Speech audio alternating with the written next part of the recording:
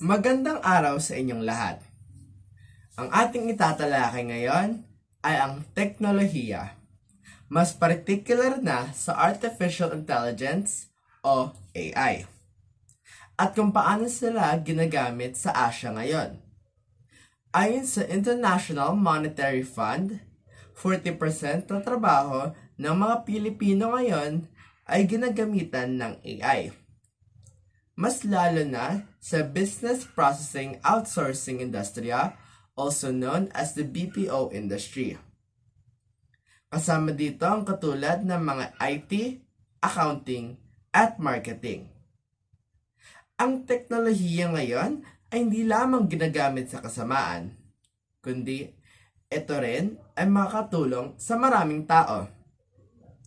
Marami nag-iisip na ang AI ay maaring tumulong sa mga tao sa halip na palitan lamang sila.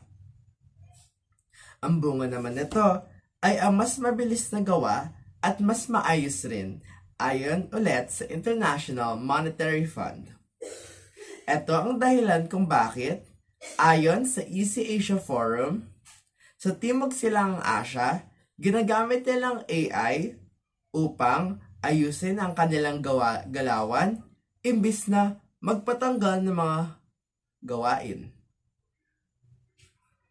Ito ang dahilan bakit para tayo handa para sa ating kabukasan, kailangan natin magkaroon ng digital education dahil tanggapin natin o hindi, ang teknolohiya ay makakatulong para sa atin lahat.